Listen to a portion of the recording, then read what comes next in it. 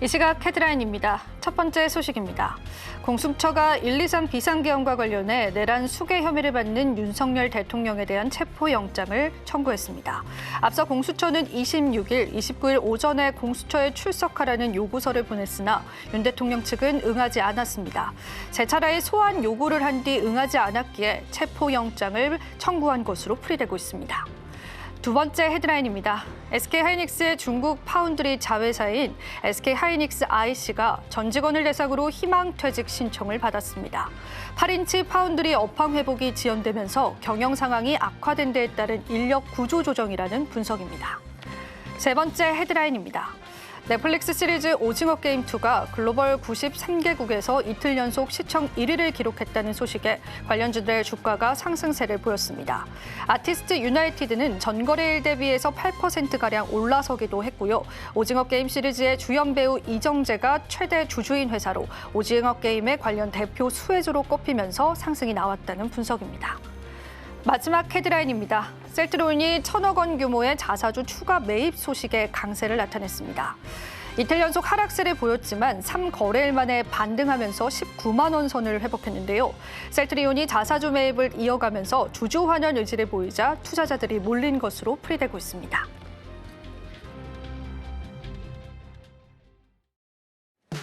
시청자 여러분 안녕하세요. 마켓 쇼쇼쇼 진행을 맡은 이지영입니다. 자, 우리 증시 올해 마지막 거래일 마감 시장을 향해 가고 있습니다. 다들 국내 증시에 관한 성적표들을 많이 받아보셨을 것 같습니다. 글로벌 신흥국 대비해서도 최악의 성적표를 내고 있는 국내 증시다라는 그러한 소식들 전해지고 있죠. 하지만 통계적인 자료로 확인을 해봤을 때요. 만약에 연내 하락 마감했던 증시는 다음 해에는 급반등하는 양상을 보여오기도 했습니다. 자, 이제 우리는 내년도의 시장 상승을 기대해 보면서요. 시장에 관한 전략들을 세워보면 좋지 않을까 싶습니다. 자, 그렇다면 마감 시장 30분 정도 앞두고요. 어떻게 시장 흘러가고 있는지 오늘의 종가들 바로 한번 엿보는 시간 가져보겠습니다. 자, 오늘 시장은 혼조 양상을 보여주고 있는데요. 각각의 개별적인 이슈가 눈에 띄는 시장이었다라고 보시면 되겠습니다. 자, 우선은 2차 전지주들에 관해서 오랜만에 온기가 들어오고 있습니다. 물론 오늘 리포트 상으로는 악재 리포트들이 나와주긴 했었지만 그래도 LG에너지솔루션과 삼성 SDI는 외국인 쪽의 매수세가 현재는 풀이되는 모습까지도 확인되고 있고요. 전반적으로 시장에서 외국인이 코스닥 쪽으로의 매수세를 보여오면서요. 시장 상승을 좀 이끌고 있다는 분석들도 시장에 나옵니다. 오늘은 제약바이오주들 이야기를 해봐야 될 것 같습니다. 셀트리온이 자사주 매입에 관한 소식들이 전해왔고요. 오늘 제약바이오주 관련해서 보고서 하나가 나왔는데 CDMO 산업이 내년도에도 제약바이오주의 트렌드가 될 것이다라는 분석들이 나왔습니다. 그러면서 삼성 바이오로직스도 오늘 시장에서 상승하는 흐름 보여주고요. 각각의 개별적인 임상 기대감들 때문에 상승하는 종목군들도 눈에 띄었습니다. 자, 오늘 알테오젠도 상승하네요. 시가총액 상위 종목의 제약바이오주들도 오늘 시장에서는 상승이 나와주고 있습니다. 여기서 한 가지 좀 말씀드리고 싶은 부분이요. 네이버 쪽에서 외국인들이 11거래일 연속으로 순매수세를 보여주고 있습니다. 우리가 모르는 호재가 있지 않을까라는 시장의 반응들도 나오고 있고요. 자, 오늘 크래프톤과 같은 게임주들도 선별적인 상승까지도 확인되고 있습니다. 다만 여기서 전기차 관련한 자동차 업체들은 살짝의 약진을 보여주고 있는 게 눈에 띄고요. 밸류업에 기대감이 많았었던 올 하반기를 이끌었었던 금융주 쪽에 관해서는 매도 물량 나옵니다. 외국인 쪽으로의 수급도 현재는 포착되고 있지 않다라고 보시면 될 것 같습니다. 자, 우리 시장 전반적으로 그래도 상승의 기조들 이어져 오고 있기 때문에요. 이러한 상승의 기조가 내년까지도 이어지기를 같이 한번 바라보겠습니다. 마지막까지도 저희 마감시장 전략들 챙겨보시면서요. 내년도 시장에 관한 힌트들 여러분들과 함께 해드릴 테니까요. 끝까지 저희와 함께 좋은 전략들 챙겨보시면 되겠습니다. 자, 마켓 쇼쇼쇼 2부도 출발을 해볼까요? 본격적으로 출발합니다.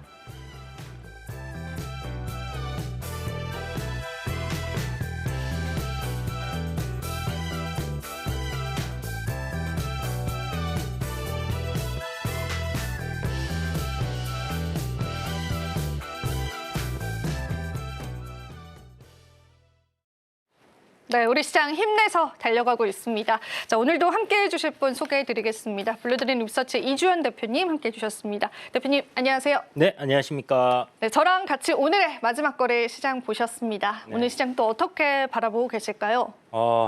양봉이 나와줘야 되는 자리였는데 양봉이 잘 나왔나요? 나와줬고요. 뭐 사실 금요일 날 조금 아쉽게 마감을 한 부분이 없지 않아 있었는데 간밤에 이제 뭐 간밤이라고 하긴 그렇지만 금요일 날 미 증시가 좀 좋지 않았던 흐름을 보였는데도 불구하고 국내 증시 오늘 상승 흐름이 나와주고 있고 여기에서 이제 좀 매수세가 강하게 수급이 잘 들어오고 있는 섹터들 단을 보게 되면 2025년도에 대한 기대감을 또 심어주는 또 그런 모습인 것 같습니다. 뭐 하루 좋았다, 또 하루 안 좋았다, 뭐 이래서 싱숭생숭하게 만드는 그런 오늘 시장이긴 정말 하지만 좀 그렇네요. 네. 그렇지만 2025년도에는 저는 이제 시장이 굉장히 좋을 거다라고 생각을 하고 있고요. 그게 이제 앞에 앵커님께서도 이제 연봉으로 보면 얘기를 해주셨는데 네. 1985년도부터 지금 39년 차거든요. 우리 증시가, 그죠? 네, 네. 39살입니다.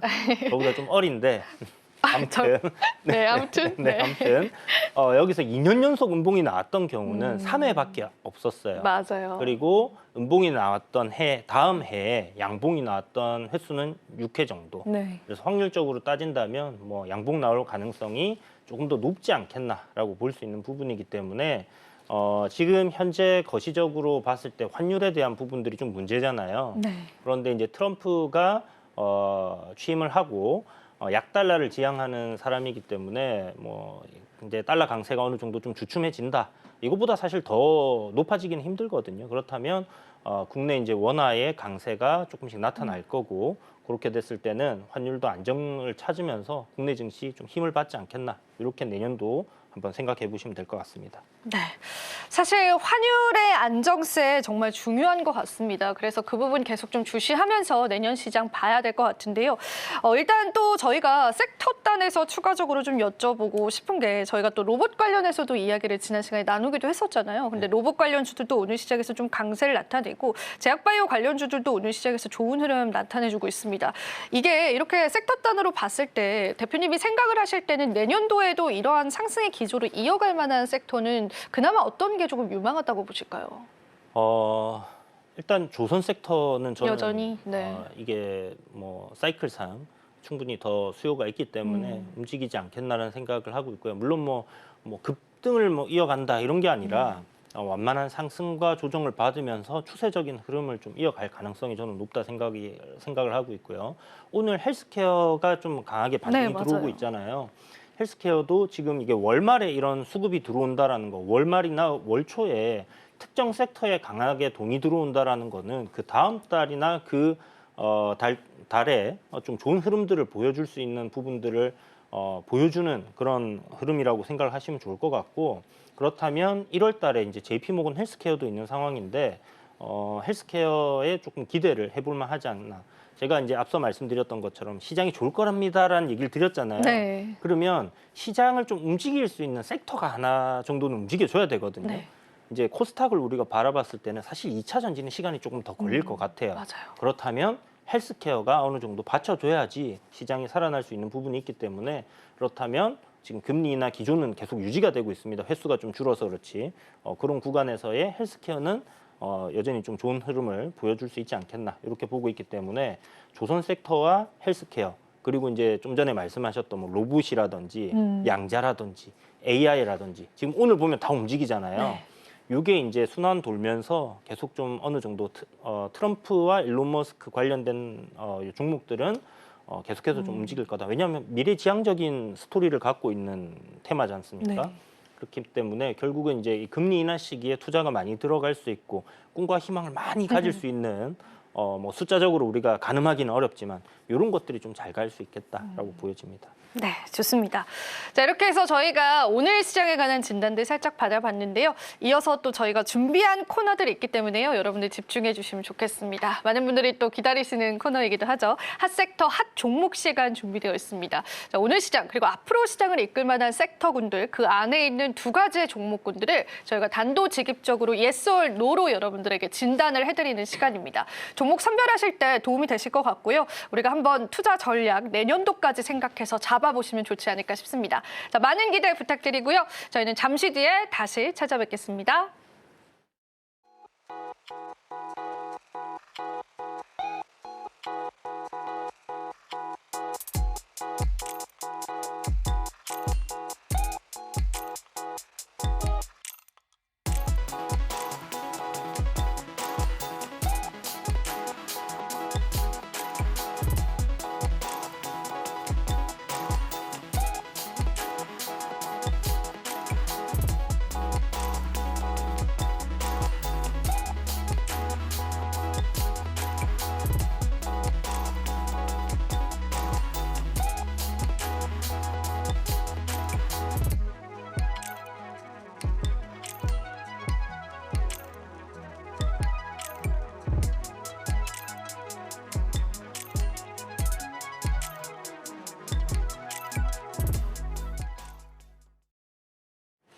네, 우리 시장 마감을 향해 가고 있습니다. 자, 오늘도 또 시장의 투자 정보들 같이 한번 나눠봐야겠죠.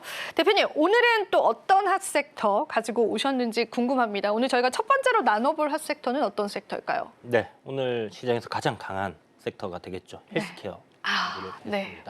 그럼 헬스케어 중에서 바이넥스와 이엔셀을 꼽아주셨습니다. 이 두 가지에 관해서 저희가 또 단도직입적으로 예스 올 노부터 한번 들어볼 수 있을까요? 네, 일단 결론부터 말씀드리면 네. 두 회사 다 예스라고 이야기를 드리고 싶네요.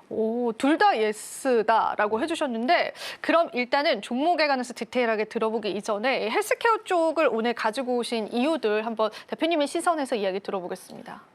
지금 오늘 아침부터 유한양행부터 좀 시작을 했던 것 맞아요. 같아요. 많이 올랐죠. 네. 프로그램 매수세가 굉장히 강하게 들어오기 시작을 했었고 이후 장 극초반부터 이제 그런 흐름들이 나왔었기 때문에 큰 시차를 두고 움직였던 건 아닌데 어찌됐든 뭐 알테오젠이라든지 리가켄 바이오라든지 최근에 이제 강세 흐름들을 보여줬던 그 헬스케어 내에 큰 종목들 이런 것들의 프로그램 매수에 굉장히 강하게 들어왔어요. 그래서 오늘 뭐 거래 대금적으로 보면 아마 유한양행이 가장 거래 대금이 클 텐데 그래서 섹터에 전반적으로 프로그램 매수가 강하게 들어왔다라는 것은 이쪽 섹터에 대한 플레이를 좀 더 이어가겠다라고 볼 수 있는 부분이거든요. 그렇다면 최근에 이제 좀 안 좋았던 흐름들이 있었잖아요.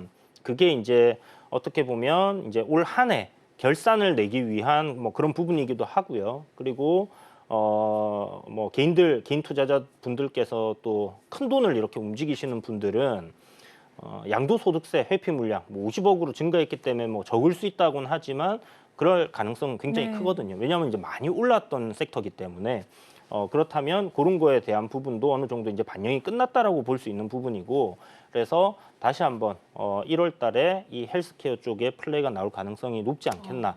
돈이 일단 들어왔으니까 이 돈들이 확 빠져나가는 그런 흐름들이 만들어지지 않는다면 괜찮을 거라는 생각을 가지고 있고요. 또 알테오젠이라는 종목이 최근에 이제 헬스케어 내에서는 대장으로 좀 움직여줬었거든요. 그렇죠.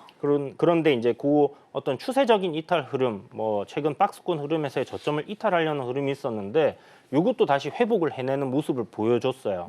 이런 흐름들이 만들어졌을 때 대장주가 꺾이지 않는다라고 했을 때 그 섹터 내에서 다른 종목들이 좀 더 강하게 움직일 수 있는 그런 여건들은 확실히 만들어지는 것 같고 그렇다면 헬스케어는 저는 계속해서 조금 더 지켜봐도 되지 않겠나라는 관점으로 헬스케어 오늘 돈이 많이 들어왔다라는 결론을 이야기 드리겠습니다. 오늘 돈이 들어왔지만 또 앞으로도 돈이 들어올 가능성도 좀 커 보이는 그런 이야기를 좀 들었는데요. 근데 오늘 또 제약바이오주의 악재가 하나가 있습니다. 경보제약의 횡령 이슈가 또 있었다가 거래 재개 이후에 급등을 나와줬는데 사실 이런 내부적인 그런 잡음들이 조금 있는 제약바이오주들이 있잖아요. 물론 오늘 시장에서 탄력은 있지만은 개인 투자자 입장에서는 이런 종목군들의 전략을 잡을 때는 어떻게 좀 저희가 가져가면 좋을까요, 대표님? 일단 좀 조그마한 기업들 같은 경우는 그냥. 아무래도 뭐 이런 노이즈들이 발생할 수도 있고 사실 근데 큰 기업이라고 해도 노이즈는 발생할 수 있어요. 맞아요. 아시겠지만 오스템 임플란트 같은 경우도 저희 또 그런 알테오젠도 겪은 적 있었고, 그죠? 그래서 이제 이런 뭐 노이즈들은 뭐 주식 투자를 하다 보면 언제든지 또 생길 수 있는 부분이기 때문에 그래서 한 종목에 모든 걸 다 담으면 안 된다라는 얘기가 있듯이 분산해서 어떤 헬스케어를 공략할 때도 뭐 헬스케어를 내가 포트폴리오에 한 20%를 가져간다. 그러면 좀 바스켓으로 분산하시는 그런 전략이 좀 필요하지 않겠나라는 생각이 듭니다. 우리가 또 이런 개별적인 악재들 또 소화를 했었던 시장이어서 많은 분들 궁금하실 것 같아서 한번 여쭤봤고요. 자, 그러면은 이제 우리가 yes or no로 또 선정을 해주신 종목군들 하나하나 좀 키포인트들 뜯어가 보면 좋을 것 같습니다. 바이넥스 쪽에 관해서 yes를 줬는데 이제 대표적인 CDMO 관련주이기도 하기 때문에 그런 관점에서 바라보시는 건지 아니면 또 추가적인 시장의 모멘텀들이 있을지 다양하게 한번 이야기해 주시면 감사하겠습니다. 네, 아무래도 CDMO로 봐야 되는 부분이죠. 이게 뭐 지금 미중 간의 갈등이 급격하게 좋아질 거다. 2025년도가 되면 이렇게 전망하시는 분은 거의 없을 거라고 생각을 합니다. 그렇기 때문에 결국은 이제 미국의 어떤 국민들의 이 건강을 책임을 져야 되는 이 의약품들 이런 것들을 이제 중국에서 생산을 많이 하고 있다라는 부분들이 분명히 어떤 안보적인 측면에서도 문제가 될 수 있다라고 보는 부분이 크고요. 생물보안법 관련해서 이제 이슈가 되고 있는데 요거 관련해서 이제 점진적으로 계속해서 우방국들에게로 넘어갈 가능성이 크다. 거기에서 우리나라가 수혜를 입을 가능성이 크다라는 얘기는 다들 들어보셨을 거고 이로 인해서 뭐 이 CDMO 관련 종목들 뭐 한 3개 정도 되겠죠. 삼성바이오로직스, 뭐 바이넥스, 뭐 ST팜 같은 경우가 이제 상승이 크게 나왔었는데 최근 조정을 또 받았었어요.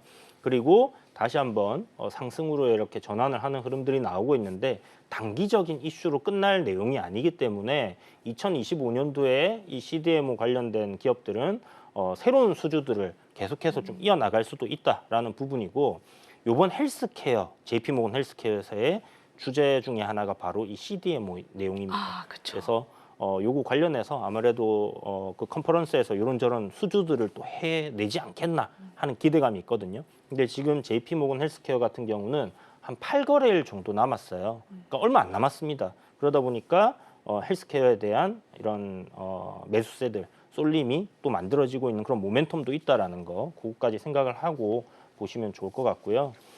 그 중에서 이제 삼성바이오로직스도 괜찮지만 이제 바이넥스 같은 경우에 시총이 그래도 조금 가볍다 보니 덜 크니까. 예, 그렇죠? 시세 네. 탄력이 좋지 않습니까? 네. 그래서 그런 부분에서 또 최근에 이제 9월 달 들어서 요 어떤 수주를 CDMO 관련해서 수주했던 내용들도 있기 때문에 이런 모멘텀을 계속해서 이어갈 가능성이 높다. 그리고 10월 달부터 조정 나왔던 거 지금 추세를 전환하는 흐름 속에 있거든요. 그래서 기술적으로도 괜찮은 위치이기 때문에 예스라는 이야기를 드리는 거고요.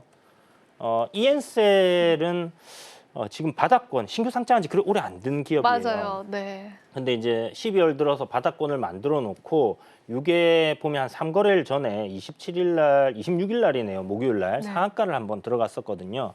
그때 내용을 보시게 되면 글로벌 제약사 빅파마와 그 CDMO 그러니까 CMO죠. 요 위탁 생산 관련해서 계약을 체결했다. 네. 근데 어딘지는 비밀 유지 때문에 알려줄 맞아요. 수가 없다. 비밀 유지 이렇게 계약이 나왔거든요. 있었죠? 네. 그런데 이제 기존에 우리 이엔셀 같은 경우는 얀센이라든지 이런 빅파마들로부터의 CMO를 하고 있었던 상황이기 때문에 CMO, CDMO 여기에 따른 또 수혜를 입을 수 있는 기업으로 우리가 생각을 하시면 될 것 같고 지금 바닥권에서 또 방향을 위로 돌리고 있는 상황에서 최근에 이제 신규주들 매물대가 좀 적다 보니까 잘 올라가는 흐름이거든요. 네. 그런 어떤 트렌드에도 좀 맞는 종목이기 때문에 저는 뭐 2025년도에 CDMO 관련해서 좀 좋은 좋은 흐름이 좋다. 나온다라면 좀 후발로 움직이는 이엔셀도 우리가 지켜볼 필요가 있지 않나. 그리고 이게 바이러스 관련된 어떤 부분이라든지 굉장히 특화되어 있어요. CMO 쪽에서 우리나라의 독보적인 기술을 갖고 있고 네. 이 회사밖에 없는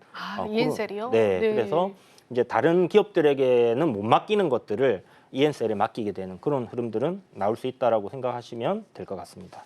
그러면은 이제 저희가 바이넥스, 이엔셀 모두 다 예스를 해주셨는데 우리가 또 이제 투자 관점에서 본다면은 이제 대표님 말씀하신 것처럼 CDMO, CMO 관련주들이 계속 2025년도 트렌드로 가져간다라고 한다면 두 종목에 관해서 지금의 시점에서의 매수 관점을 가져가도 괜찮은 건지 그렇죠. 어떻게 보실까요? 지금부터 매수 관점으로 봐도 보자. 괜찮기 때문에 예스라고 드렸습니다. 아, 정말로요? 네네.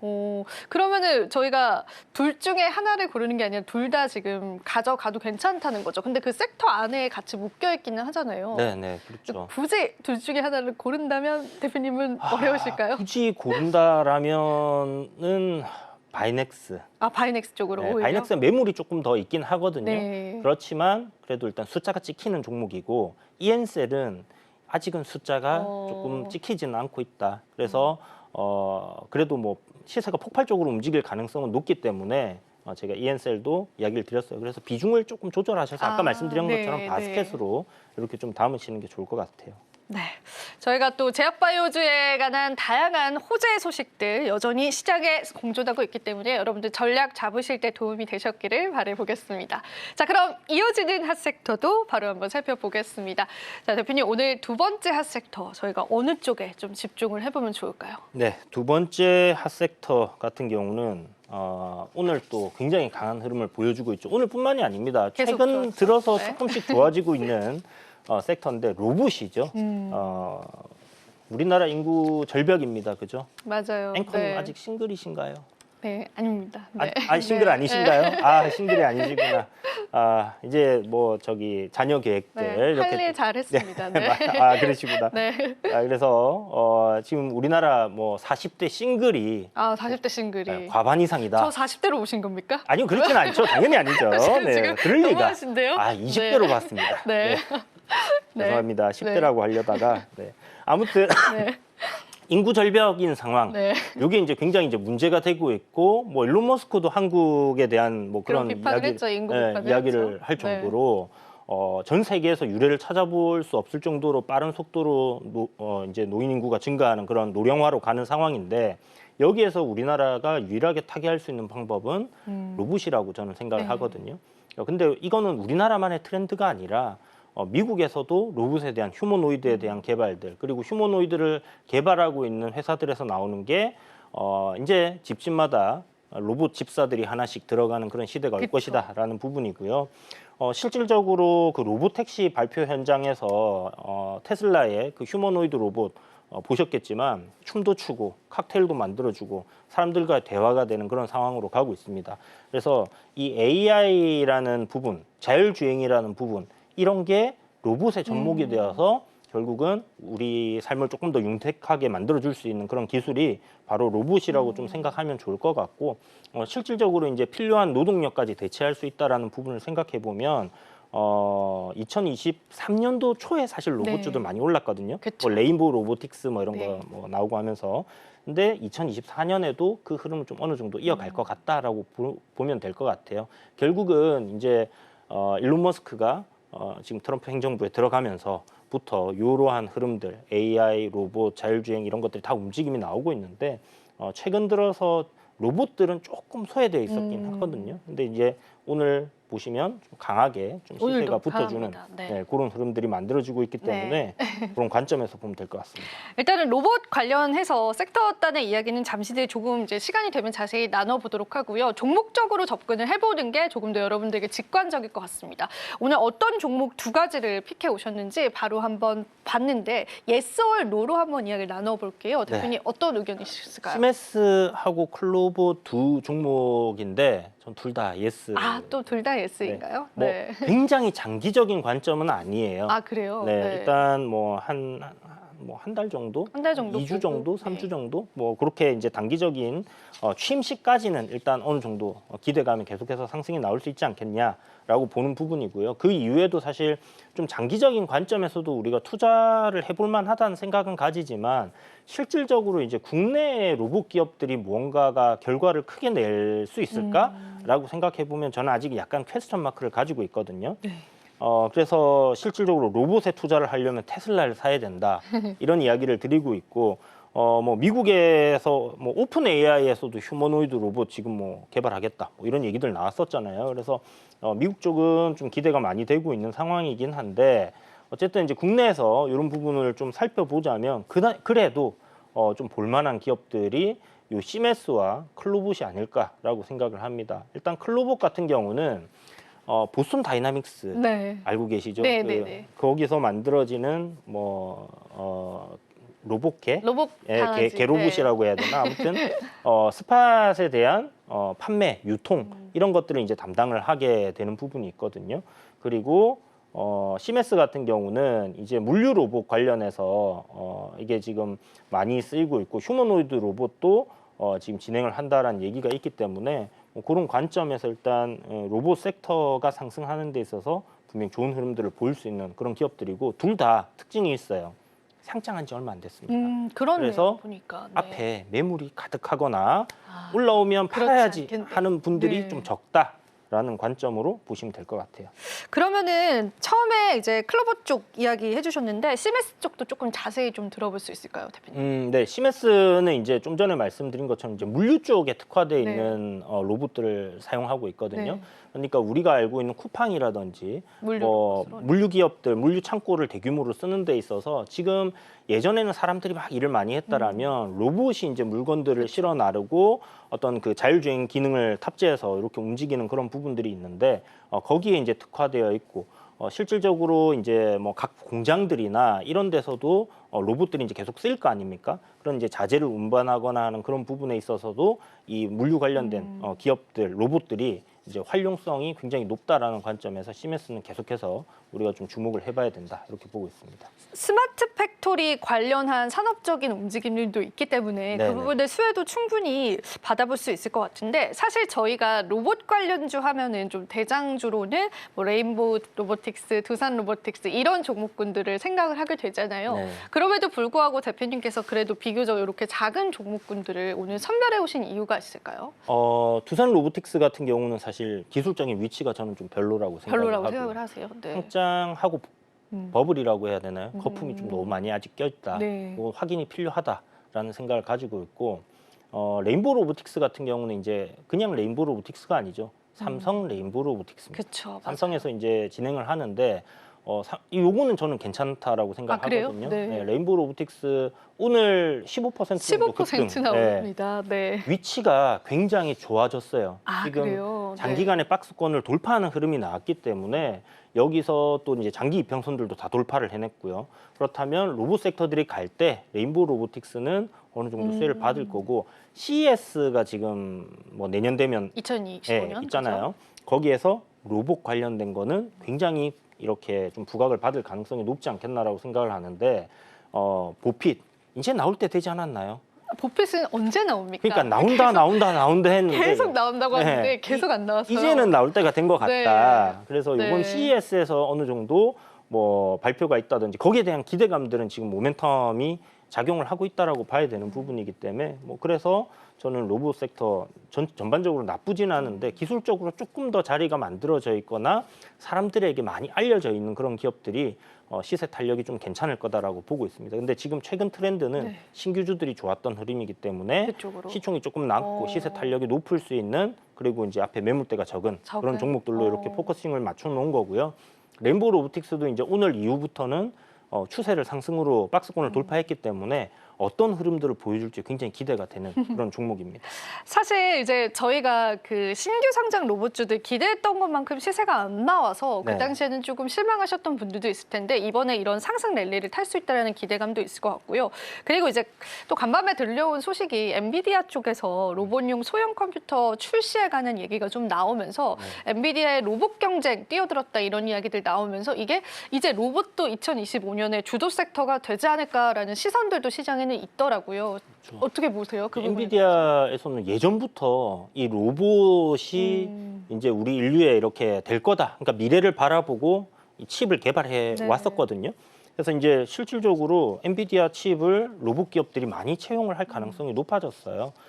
그런 부분에 있어서 이제 AI와 연동된 뭐 그런 부분으로 이런 게 하나의 뭐 모멘텀으로 이제 부각이 된 그런 부분들이 분명히 있으니까 이제 휴머노이드 로봇 이러면 이게 사실 10년 전 10년이 더 됐죠. 10년이 더 됐는데 그때부터 나왔죠 이야기가. 그때도 로봇 네. 테마들이 있었거든요. 네. 그때 한동안 또 로봇 테마들이 굉장히 강하게 움직였었는데 이제는 이게 이제 현실화되어 가는 단계에 놓여 있기 때문에 더 이제 와닿을 수 있는 거죠. 뭐 집집마다 뭐 다 있는 건 아니지만 로봇 청소기도 사용하고 있고요. 여기에 더해서 이제 실질적으로 이제 뭐 집에서 요리도 해준다든지 네. 이제 이런 게 현실화되는 시점이 조만간 오지 않겠나. 그리고 이제 군에서도 이 로봇계 관련해서 사실 중국은 지금 많이 생산을 하고 있는 그런 단계인데 이런 것들이 또 군수품으로도 또 많이 활용이 될 수 있다라는 부분 생각해 보면 이제 로봇 시대는 성큼성큼 다가오고 있다라는 관점에서 뭐 자세히 지켜봐야 된다 보고 있습니다. 그러면은 사실 우리가 로봇이 2025년도에 주도 섹터가 될 가능성이 있다라는 거에 대해서는 대표님 예스라는 의견을 보여주신 거죠 지금. 네, 주도 섹터가 되기에는 사실 좀 사이즈가 좀 작긴 해요. 아직은 좀 네. 작다. 그래서 이제 네. 어느 정도의 모멘텀을 타고 온다. 강세 흐름을 보여줄 수 있는. 그래서 제가 아까 시기를 뭐 한 달 정도 한 달 정도. 네, 그렇게 얘기를 드렸던 게 이게 이제 계속해서 우상향을 해가면 갈 수 있겠지만 네. 또 연초에 이렇게 CES 끝나고 나면 또 바뀔 수 이게 있는 다시, 네. 주도 섹터 이제 우리나라는 돈이 없는 시장이기 때문에 네. 특정 섹터로 또 돈이 몰리게 되면 기존에 잘 가던 섹터들이 또 죽어버린 경우들이 생기잖아요. 아직은 숫자가 찍히는 기업들은 아니기 때문에 그쵸. 그런 기대감이 살아있는 동안에만 우리가 지켜보는 게 필요할 것 같습니다. 네, 좋습니다. 저희가 제약바이오주랑 같이 놓고 봤을 때는 그래도 주도 섹터 쪽은 제약바이오 쪽을 대표님이 조금 더 무게를 두시는 것 같습니다. 그래서 로봇 같은 경우에는 너무나 장기적인 관점이 아니라 우리가 조금 중장기적인 관점에서 보시면 좋겠습니다. 자, 이어지는 코너도 저희가 소개해 드리도록 하겠습니다. 자, 우리가 또 내년도 시장 준비를 해봐야겠죠. 이슈 TMI 시간에 양자 컴퓨터 관련주들을 조금 자세히 다룰 예정입니다. 뉴욕 증시에서는 이미 탄력이 나와주고 있는데요. 국내 증시에선 어떤 시각으로 바라봐야 할지 여러분들과 함께 그 관련주까지도 체크해 보겠습니다. 계속되는 채널 고정 부탁드리고요. 자, 국내 증시 오늘 마지막 거래일 마감 시장 향해서 가고 있습니다. 어떤 흐름들 보여주고 있는지 저희 마감 시장 한번 체크해 보고 다시 찾아뵙겠습니다.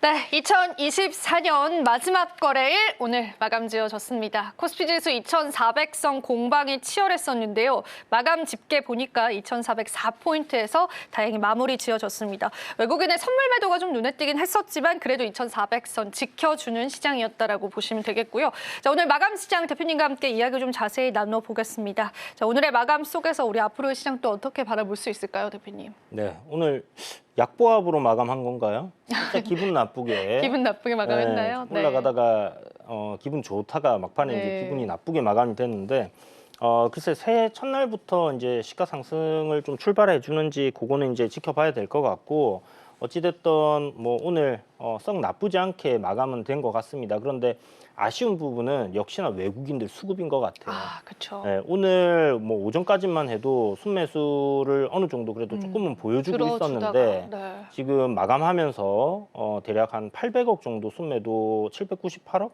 800억 정도 순매도가 찍히면서 이렇게 좀 마감이 되었어요. 코스닥 같은 경우는 그래도 순매수를 좀 해줬는데 이런 부분들이 좀 아쉽네요. 이게 이제 환율이 아무래도 이제 추세적으로 하락으로 들어간다라는 그런 모습이 딱 보여지면 외국인들의 매수세들이 좀 공격적으로 들어올 수 있다라고 보고 있거든요. 근데 아직은 그러한 단계까지는 아니기 때문에 오늘 이 정도로 지금 마무리된 거 아닐까라고 생각이 듭니다. 네, 좋습니다. 지금 집계상으로 2,400선 무너졌습니다. 집계가 조금 늦게 돼서 좀 오보를 해드렸는데 2,399포인트에서 현재 마감 지어졌습니다. 자, 그러면은 이제 대표님께 좀 섹터적인 질문을 좀 드려볼까 합니다. 오늘 웹툰주들이 좀 오랜만에 또 강세를 나타냈는데 이쪽의 흐름은 또 어떻게 좀 해석을 해볼 수 있을까요? 그러니까 이제 컨텐츠 관련된 기업들 아무래도 요번에 그 오징어 옥게임, 게임 네. 2도 있었고 이제 한국에 대한 컨텐츠들 이런 거에 대한 어떤 관심이 증가될 수 있다라는 그런 기대감들을 반영하고 있다라고 봐야 될 것 같아요. 그렇다면 뭐 이런 컨텐츠, 뭐 웹툰이라든지 뭐 다양한 부분에서의 좀 좋은 흐름들이 만들어질 수 있지 않겠나라는 부분들은 우리가 계속해서 주목해 봐야 되는 부분이고 사실 그 저는 대한민국이 어떤 컨텐츠 산업 쪽으로 가야 된다라고 생각하고 여기서 부가가치를 많이 내야 된다고 생각하거든요. 그러니까 제조업은 결국은 중국이 다 가져갈 그쵸, 거라고 맞아요. 생각을 해요. 네. 그래서 어떤 문화 산업 쪽으로 그들이 가져갈 수 없는 것들을 우리가 만들어내야 된다라면 결국은 이제 컨텐츠다라고 봐야 되는 부분이고 그렇다면 이제 그 좀 큰 흐름에서 큰 틀에서 지켜는 봐야 되는 섹터가 아닐까라는 생각은 듭니다. 오늘 시장이 굉장히 이제 선물처럼 그간 주목받았던 섹터들이 그래도 다 좋은 모습을 보여줬던 것 같아요. 저는 그중에 좀 눈에 떴던 게 드론 쪽이거든요. 네, 오늘 네. 드론 쪽도 강하더라고요. 그래서 이 드론 쪽에 관한 모멘텀들도 내년 초까지 이어질 수 있을지 대표님은 혹시 드론 쪽은 어떻게 생각을 하세요? 드론도 괜찮죠. 일론 머스크가 저기 F-35 왜 만드냐. 그것도 그 무인기 이슈로 갑니까? 써야지. 네. 뭐 실용성이 없다. 뭐 전쟁 양상 자체가 뭐 4천억, 5천억 하는 장비들을 뭐 진짜 몇십만 원짜리 드론이 폭탄 달고 가서 없애버리는 그런 상황이 발생을 하고 하는 거를 지켜보면 이 드론에 대한 뭐 군용이 되었던 또 다른 용도가 되었던 이제 물류도 배송을 갖다가 드론으로 하는 그런 시대들이 올 거기 때문에 결국 드론에 대한 뭐 실용성 굉장히 커질 거라고 보고 있는 상황이고요. 지금 실질적으로 이것도 사실 미래에 대한 어떤 기대감을 잔뜩 가지고 있는 그런 부분이잖아요. 금리 인하 시점에 이러한 성장주 단의 종목들이 움직임들이 잘 나오고 그러한 기조를 유지하는 것은 굉장히 자연스러운 현상이기 때문에 드론 섹터도 우리가 잘 봐야 된다 생각 들고 또 어제 안타까운 사고가 있었지 않습니까? 네. 그 버드 스트라이크라고 해서 새들이 이렇게 엔진에 문제가 되고 이런 것들을 또 조류를 퇴치하는 어떤 드론들 이런 것들을 또 활용할 수 있다라는 이야기들도 나오고 있기 때문에 드론 관련주들은 계속해서 좀 유심히 지켜봐야 되지 않나 그렇게 보고 있습니다. 네, 좋습니다. 이렇게 해서 오늘 또 시장 대표님과 함께 이야기 나눠봤고요. 자, 이어서 저희가 오늘의 또 하이라이트 시간이죠. 이슈 TMI 시간을 통해서 또 앞으로의 시장 예측들 같이 해보겠습니다. 앞서도 저희가 또 예고를 해드렸지만 대표님 오늘 저희가 좀 집중을 해봐야 할 이슈 TMI 어떤 이슈들이 좀 있을지 오늘 좀 풀어주시죠, 대표님. 네, 아무래도 지금 시장에서 가장 강한 테마 하면 양자 관련된 이야기를 안 할 네. 수가 없을 것 같아요. 오늘도 상승이 나옵니다. 네, 사실 뭐 양자 컴퓨터 하면 뭐지? 하는 생각이 들거든요. 이해는 힘듭니다. 제가 굉장히 이해하기 위해서 다양한 그 과학 채널들 섭렵을 하고 듣고 오, 공부를 정말로요? 했는데도 좀 이해시켜 주세요, 대표님. 저도 문과생이라 이게 쉽지는 않더라고요. 그냥 네. 아 그런 건가? 뭐 약간 이렇게 뭐 설명은 드릴 수 있겠지만 제가 100% 이해를 하고 드리는 건 아니고 그냥 뭐 이런 결론들이 도출되지 않은 거를 보는 순간에 뭐 결론이 도출된다. 뭐 양자 얽힘이라든지 뭐 이런 이야기들이 있는데 그 과학적인 얘기는 우리 이제 과학자 분들이 설명해 잘 주는 걸 한번 해주시겠죠? 들어보시면 될 것 네. 같고 그거와는 상관없이 주가가 굉장히 강하게 움직인다라는 부분이거든요. 그런데 이 양자가 이렇게 강한 흐름을 보일 수밖에 없는 게 이 양자 컴퓨터가 상용화된다라는 흐름으로 가게 됐을 때 세상이 바뀔 수 있다. 게임 체인저가 될 거다라는 그런 기대감을 잔뜩 가지고 있는 그런 테마가 될 겁니다. 앵커님께서 초전도체 관련된 테마가 엄청나게 올라갈 때 신성 델타 테크. 네. 네. 그 우리 생각을 해보면 초전도체가 뭐야? 사실 뭐 공중부양? 뭐 약간 그런 예, 사진만 보고 예. 신기하다 이런 정도로 이해를 그렇죠. 했어요. 네. 그런데 이제 이게 뭐 실질적으로 되었을 때 뭐 세상이 바뀔 수 있다. 뭐 이런 것 때문에 글로벌적인 센세이션을 일으켰던 맞아요. 네. 이슈였잖아요. 양자도 마찬가지예요. 맞아요. 지금 뭐 양자 컴퓨터 하면 그게 뭐지? 그런데 뭐 14년 걸리는 거를 네, 10에 뭐 24승이라고 맞아요. 하는데 그게 뭐 계산을 해보면 우주가 지금까지 우주의 시간만큼의 그 긴 시간이라고 하더라고요. 그만큼 걸릴 그 계산을 5분 만에 해낼 수 있다라고 하니까 아 그러면 이거 엄청나게 속도가 빨라지는 거네? 네. 라고 생각을 해볼 수 있는 거고 그렇다면 지금까지 우리가 어떤 문제를 푸는 데 있어서 시간이 걸리던 거를 굉장히 단축시킬 수 단축을 있다는 시킬 거죠. 수 있다는 그러면 거죠. 과학의 기술이 엄청나게 빨라질 수 있다라는 부분으로 가는 거고요. 그렇게 되었을 때 이거 세상을 바꿀 수 있는 기술이 맞구나라는 걸로 생각을 해볼 수 있는 겁니다. 그래서 실질적으로 지금 그 빅테크들은 이 양자 컴퓨팅 관련해서 레이스에 들어가 있는 상황이고 가장 앞서 있던 IBM을 지금 구글이 약간 앞서거니 하는 형태로 지금 가고 있는 상황이거든요. 국가 경쟁력으로까지도 언급이 되더라고요. 그렇죠. 네. 이게 이제 만약에 굉장히 발전이 되어서 미국의 어떤 핵무기의 암호 코드를 갖다가 해킹을 한다든지 아니면 뭐 암호화되어 있는 어떤 인프라 시설 이런 것들을 해킹을 한다든지 원전에 뭐 또 오류를 일으킨다든지 이런 것들이 가능해지잖아요. 네. 그렇기 때문에 굉장히 중요한 기술이 되는 거고요. 또 과학기술 발전에 있어서 기존에 우리 뭐 AI를 활용한 어떤 그 뭐 신약이라든지 이런 걸 개발하는데 AI를 활용하잖아요. 근데 AI가 연산을 해서 계산을 하고 데이터를 추출하는데 걸리는 시간이 양자를 쓰게 되면 이렇게 바뀔 수 있는 거죠.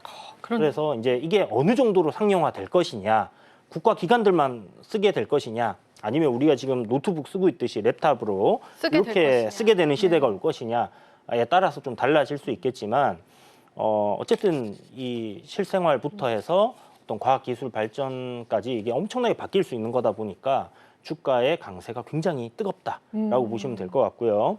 지금 미국에서는 몇 종목들이 있습니다. 뭐 당연히 구글 알파벳이라는 네. 기업이 있고요. 그다음에 실스크라는 기업이 있고 아이온큐. 아이온큐 아이온큐는 많이 들어보셨을 대장주 거예요. 중에 하나죠. 네. D-웨이브 퀀텀. 그다음에 리케팅 컴퓨팅. 아이고. 그다음에 인터내셔널 비즈니스 머신 이게 IBM이에요. 그리고 뭐 퀀텀 컴퓨팅이라고 해서 이게 계속 퀀텀 붙은 것들이 막 다 움직임이 올라가네요. 나오거든요. 네. 그런데 지금 주가가 어느 정도 올랐냐면 평균 20배. 최고가 랠리 나오는 그런 기업들도 있더라고요. 그렇죠. 지금 대부분 다 최고가 신고가 랠리를 랠리가 보이고 있고 나오더라고요. 네. 20배 말이 20배지 2000%가 올랐거든요. 맞아요. 또 국내에서 2000% 오른 거 진짜 찾기 찾기가 힘든데 쉽지 않은데. 여기서 그죠? 이제 이 종목들이 그 뭐 IBM이나 알파벳을 빼고 좀 소형주들을 따내서는 20배 정도 상승이 나왔다라는 거는 그만큼 사람들이 여기에 대해 센세이셔널한 이슈로 받아들이고 있다라고 봐야 되는 거고요. 우리가 초전도체 했을 때 그게 뭐야? 약간 라고 했던 생각을 했죠. 네. 양자 컴퓨터도 약간 그게 뭐야? 그러니까 우리가 100% 이해할 수는 없지만 뭔가가 바뀐다라는 건 네. 알고 있는 그러한 어떤 테마들 듣도 보도 못했던 근데 너무 올랐잖아요. 네. 거품이진 않을까라는 생각들 당연히 거품이죠. 당연히 거품입니다. 거품이지만 네. 주가적인 차원에서는 계속 갈 수 있다. 조지 소로스가 그런 얘기를 했거든요. 음. 거품에 올라타. 거품에 올라타라. 거품에 올라타야지 거품 터지기 전까지 굉장히 빠른 속도로 자산을 증식시킬 수 있다라는 얘기인데 저는 뭐 그런 관점에서 우리가 손절만 그렇구나. 네. 손절 기준만 좀 명확하게 잡고 간다라고 하면 충분히 여기서 큰 시세를 볼 수 있을 거다라고 생각하고 있고요. 사실 뭐 미국 기업들은 20배 올랐지만 국내에서는 그 정도까지는 안 올랐거든요. 그렇죠. 그래서 뭐 미국 주식을 사야 되는 거 아니냐, 왜 한국 주식을 얘기하냐 하실 수 있지만 뭐 미국 주식은 사실 분들은 알아서 좀 사시면 될 것 같고 저희는 또 국내 주식 네, 다루는 국내 주식도 이해를 프로그램이니까요. 드려야 되는 네. 거니까 그래서 국내 이 양자 컴퓨팅 관련된 기업들도 꽤 많아요. 근데 대부분이 네. 암호 관련된 부분이에요. 왜냐하면 이제 양자 컴퓨터는 암호를 쉽게 깰 수 해독하고. 있다, 네. 뭐 이런 부분들이 있기 때문에 양자 암호를 생성하거나 뭐 이런 기업들로 이제 구성이 되어 있다라고 보시면 될 것 같고, 국내 이제 그 대장주로 움직였던 엑스게이트 같은 경우가 최근에 이제 투자 경고가 붙으면서 좀 쉬어가는 흐름이었었거든요. 그 동안에 이제 뭐 한국 첨단 소재라든지 후발주들이 키 맞추기로 좀 많이 올라와 있는 상황이고요. KCS 같은 뭐 기업도 요 지금 신고가 흐름들, 그래서 신고가를 계속 갱신을 해가는 기업들이 이 양자 테마에서 굉장히 속출을 하고 있어요. 그만큼 글로벌적인 어떤 트렌드를 타고 있는 부분이기 때문에 뭐 오늘 밤에 미국에서 양자 관련된 어떻게 기업들이 나오느냐? 또 상승이 나오면 다음 네. 날 또 올라가고 하는 그런 흐름들이 계속 반복이 될 것 같습니다. 그래서 그런 관점에서 양자 관련해서는 2025년도에도 저는 좋을 거다라고 생각이 들고요. 오늘 제가 TMI로 가지고 네. 이제 종목 바로 열어볼까요? 그러면은 한번 보시도록 네. 하시죠. 두구두구 하겠습니다. 네. 자, 오늘 양자 컴퓨터 관련주 중에서도 대장주 엑스게이트 가지고 오셨네요. 네. 네. 이게 이제 지금 투경이 붙어 있는 상황인데 투자 경고요. 네, 네. 12월 16일 날에 이제 그 공시가 아마 나왔을 거예요. 그래서 10거래일 정도 이 가격단보다 위로 올라가게 되면 또 투경이 해제가 안 되거든요. 네. 근데 투경이 붙어 있으면 주가가 좀 약세를 보이는 흐름들이 나오는 경우는 왜 그러냐면 신용이나 아니면 미수를 사용할 수가 없습니다. 한마디로 레버리지를 쓸 수가 없게 그쵸. 되니까 매수세가 좀 줄어들 수밖에 없는 부분이 있고요. 요게 이제 오늘이 9거래일째이기 때문에 내일 10거래일 지나고 나면 풀린다. 그렇게 되면 다시 한번 주목을 그동안에 받을 수가 있다고. 힘을 응축해놨던 대장주가 이렇게 또 불을 뿜을 수 있다라는 관점으로 접근을 하시면 될 것 같고요. 요거는 이제 그 미국에서 양자 컴퓨팅 관련 종목들이 확 다 빠지는 그림이 나온다. 네. 그러면 그러면은- 당연히 못 가겠죠. 네. 그래서 그게 흐름이 잘 나왔다 하면 다음 날 한번 접근을 해보시되 급등주입니다. 그래서 급등 추격하면 최고점에 살 수도 있어요. 그래서 그런 걸 자제하기 위해서는 갭이 많이 뜨면 일단 관망하시다가 조정이 나와서 또 시장에서 가장 인기 있는 섹터 중 테마 중에 하나이기 때문에 조정받고 올라가는 그 흐름에 좀 접근해 보시는 게 좋지 않겠나라는 생각을 가지고 이야기를 드려봅니다. 저희가 오늘 승부주로 엑스게이트라는 종목을 받아봤습니다. 물론 이제 대장주이고 투자 경고가 나왔던 종목이긴 하지만은 투자 경고 해제 이후의 흐름들을 보셔야 될 것 같고요. 거기에 추가적으로 미국 쪽에서 계속되는 양자 컴퓨터 관련주들이 주목을 받고 있느냐가 첫 번째로 체크해 보셔야 할 포인트인 것 같습니다. 사실 추가적으로 양자 컴퓨터 관련해서 좀 질문을 드려보자면 CES 2025의 양자 컴퓨터 관련 부분이 또 신설이 됐더라고요. 네. 그래서 우리가 지금 당장 손에는 잡히지 않는 분야이긴 하지만 실제로 상용화되거나 우리 일상에 들어갈 수 있는 가능성은 좀 클 것 같아요. 이런 부분들이 부각받는다면 이것이 또 2025년도에 주도 섹터가 될 수도 있지 않을까 그런 생각 드는데요. 어떻게 생각하세요? IBM 같은 경우는 지금 클라우드 서비스로 양자 컴퓨팅 관련해서 이제 서비스를 하고는 있는데 이거 아마 일반인들이 다 쓰는 것 같지는 않고 일부, 네. 기업들에서 뭐 대상으로. 이걸 활용해서 뭘 사용하시는 것 같고 2030년 정도에 이제 상용화가 될 거다. 그러니까 좀 네. 대중적으로 상용화가 될 수 있는 그런 부분들을 얘기를 하는 것 같고 그게 실질적으로 이제 아직은 뭐 시간이 5년 정도는 남았지 않습니까? 요번에 구글에서 나온 칩 윌로우라는 칩인데 그게 나오면서부터 2030년도에 상용화가 될까 하던 게 이제 되겠다라고 그렇게 바뀌는 됐죠. 그런 네. 포인트를 잡았다라고 보시면 될 것 같아요. 그래서 사람들에게 이제 실질적으로 조금 이 가능성이 커져 있는 단계다 보니까 그러면 이게 산업이 이제 막 확 커질 수 있다라는 기대감 때문에 있죠. 네. 1달러도 안 하던 종목들이 다 지금 올라가는 거죠. 20배 정도 올라가 있는 상황이니까 그와 관련된 사업을 하고 있는 기업들 같은 경우는 미래에 어느 정도의 수익을 낼지는 알 수 없지만 그 기대 가치가 굉장히 커져 있는 상황이면은 분명하다라는 걸로 우리가 접근을 해봐야 됩니다. 일단 엑스게이트를 오늘 승부주로 가지고 와주셨잖아요. 엑스게이트 같은 경우에는 양자 암호 통신 관련해서 SKT와의 개발 소식이 들려져 왔는데 의외로 이렇게 통신주들에게는 양자 암호 쪽으로 엮여서의 시세 탄력은 좀 나와주지 않더라고요. 네. 아무래도 뭐 큰 등치가 좀 큰 부분도 분명히 있을 거고요. 그런데 최근에 보면 이제 뭐 KT라든지 통신주들이 나쁘지는 않았었거든요. 나쁘진 않았지만 주가 네. 흐름이 괜찮은 모습이었는데 그게 이제 뭐 밸류 모멘텀도 있었고요. 그다음에 이제 증시가 좀 안 좋다 보니까 경기 방어주 배당주, 성격도 있었고 배당주라든지 이제 그런 부분. 그런데 실질적으로 이 SK텔레콤하고 KT하고 통신사들이 거대 언어 모델이라고 해서 AI에 엄청 투자를 많이 해놨어요. 그래서 이 AI 시대에 가장 크게 수혜를 받을 수 있는 거는 뭐 다른 기업들도 몇 있겠지만 국내에서 뭐 네이버라든지 그렇지만 저는 이 통신사가 될 가능성이 굉장히 크다라고 보고 있었고 뭐 그런 부분 생각했을 때는 또 부각이 될 가능성도 여전히 열려 있다. 그렇게 봐야 될 것 같습니다. 네, 우리가 조금 더 시선을 넓혀서 통신주 쪽에 관한 모멘텀들까지도 같이 체크를 해봤습니다. 자, 오늘 2024년 마지막 거래일에 저희도 방송 이어갔는데요. 또 오늘 도움 말씀 주신 대표님과 인사 나누면서 마무리 지어보겠습니다. 대표님 오늘도 도움 말씀 고맙습니다. 네, 감사합니다. 마지막으로 본 방송에서 제공해드리는 정보는 투자 판단에 대한 조언일 뿐입니다. 가치 판단과 상승 하락 보장하고 있지 않다는 점 다시 한번 유의 부탁드립니다. 2024년도 시장 고생 많으셨습니다. 저희는 또 내일 생방송으로 찾아뵙고 있으니까요. 내일도 많은 시청 부탁드리겠습니다. 오늘도 시청해주신 여러분 고맙습니다.